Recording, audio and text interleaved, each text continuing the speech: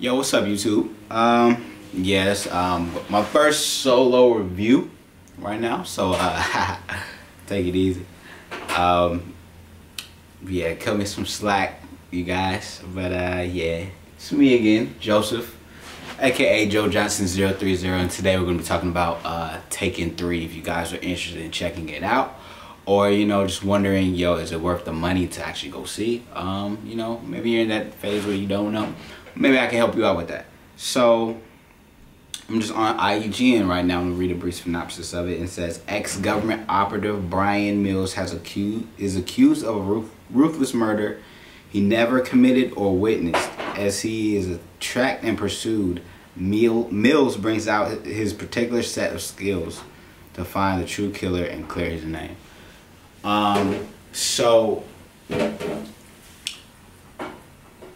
Actually, I'll probably start off, kind of like segueing from the second one, Taken 2.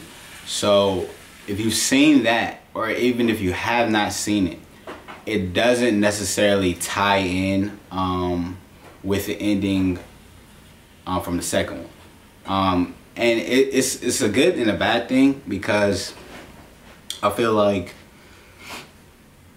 for those who haven't seen the second one, you can go into the third one and kind of be pretty much fully caught up. So it's really not that big a deal if you haven't seen the second one to watch the third one.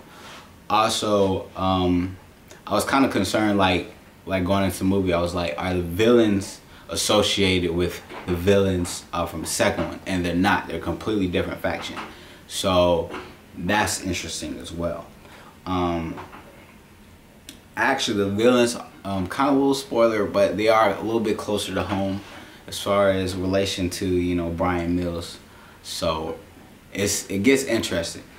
Let's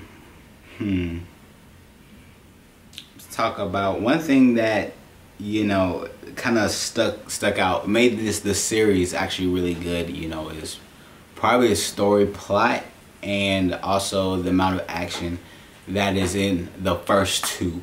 So going to the third one, you're probably going to be expecting the same amount of action, story plot, that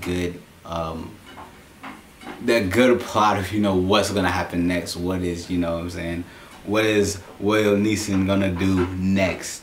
So it's like so with this one, I feel like it took a different, a little different turn. And what I mean by that is, as far as the action, and I think in the second Taken, you see more so Liam Neeson, Bryan Mills' character, his ingenuity, because this guy was captured in the second one. He actually had his daughter, help him out, come rescue him in a sense. So his ingenuity was definitely displayed in the second one. And I think, in my opinion, out of all three, I think the second one is probably my favorite because of that. The third one, I think that you still see his ingenuity, like on the home front side, but I think that the second one, some of the ways he gets out of certain situations are more well thought out. And you'll know what I'm talking about when you're watching this movie. And I feel like some scenes were a little over the top, as far as like action is concerned, and the amount of believability behind it in the third one.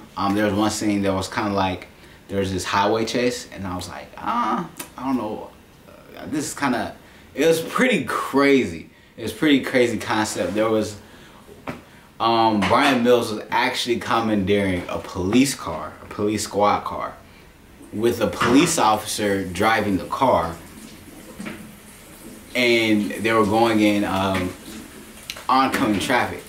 To me, I thought that was a little over the top, because I was like, Bryan Mills wasn't in the driver's seat, yet this cop was driving the car, and it was just, that situation seemed very unrealistic to me. But overall, I think the movie was, like I said, it was a good action movie. And one thing that was kind of unclear at the end was kind of like, from the beginning, did the authorities that were pursuing him, did they know if he was innocent from the jump or not? That wasn't clear at the end. And so if you think, you know what I'm saying, that, you know, this topic is probably on the go, you can leave a comment below and we'll talk about it. But as far as the story goes, I'll probably rate the story. Maybe like probably an 8 for an action movie. I'll give it an 8. Yeah, I give it an 8. And reason being is because I think they did a good job by not connecting the villains to the second one. I think in the third one is I feel like the parties involved, the villains, that I think it's very realistic situation given the caliber of Bryan Mills, you know what I'm saying, and where his background, his training comes from. So, and even how that relates to his family, I think they did a good job, the writers, on that note. But yeah, I definitely think it's worth to check out. Is it a must-see? I wouldn't put it in that category. However, I think it's worth checking out. Definitely if you want to go, you know, check out a new action movie. And definitely if you have seen the first two and, you know, you think the third one's going to let you down, it won't. That's just my opinion. It won't let you down. However, I think the second one's the best. I have to say that for me.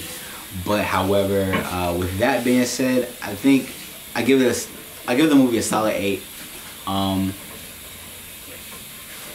Forrest Whitaker, I didn't talk about him yet, but Forrest Whitaker's character, he works as the detective who's actually trying to pursue Bryan Mills and see if, like, he's pretty much the head of the investigation, you know, pretty much his wife's murder. So with that, it's like, I think Forrest Whitaker does a great job. He's got that Forrest Whitaker eye going, you know what I'm saying? So, but yeah, he does a good job. Deal with me. Yeah, so I think that wraps up my synopsis of the movie. I definitely think it's worth going to check out. It's a must-see. Like I said again, I don't think it's that level. However, I think it's a well done movie. I think it's a well done action movie. Yeah, so definitely check it out if you want to check it out. Thank you guys for your time. I'll back at you guys later. Adios. See you later. Yeah. Do we have any special appearances today? Make a special appearance. Deal with me.